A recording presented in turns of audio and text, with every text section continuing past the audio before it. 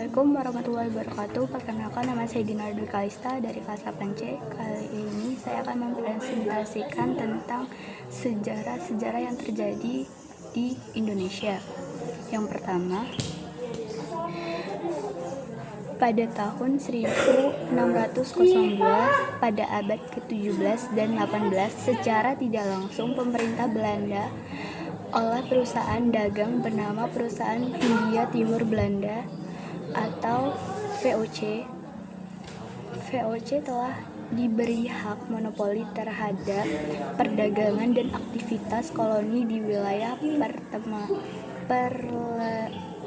Parlemen Belanda pada tahun 1602.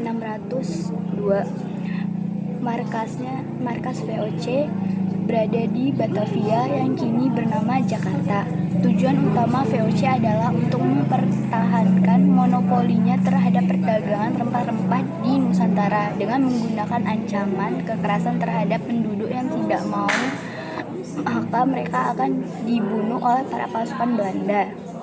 VOC menjadi terlibat dalam politik internal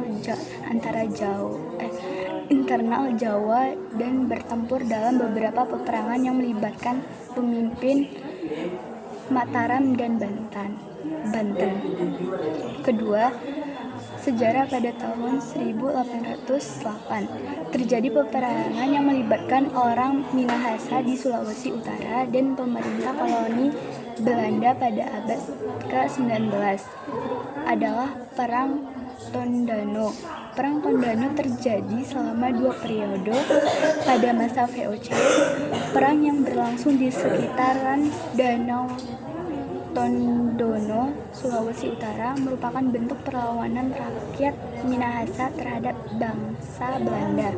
Sayangnya, rakyat Minahasa terpaksa menyerah kepada pihak VOC karena perekonomian rakyat Minahasa yang terancam. Penyebab terjadinya perang adalah ambisi VOC untuk memonopoli beras di Minahasa yang langsung ditentang oleh rakyat di sana. Yang ketiga, pada tahun 1828 adalah peristiwa terjadinya tanam paksa oleh Belanda terhadap masyarakat Indonesia. Sistem tanam paksa adalah sistem yang mengharuskan rakyat melaksanakan proyek penanaman ekspor di bawah paksaan pemerintah koloni Belanda. Sistem tanam paksa pertama kali diperkenalkan di Jawa dan di daerah-daerah lain di luar Jawa. Sistem tanam paksa juga diterapkan di Sumatera Barat, Minahasa, Lampung, dan Palembang. Yang keempat, pada tahun 1860, Max Havelaar adalah sebuah novel karya Multatuli yang digunakan penulis Belanda Edward Douwer Dr. Novel ini pertama kali terbit pada tahun 1860 yang diawali sebagai karya sastra benda yang sangat penting.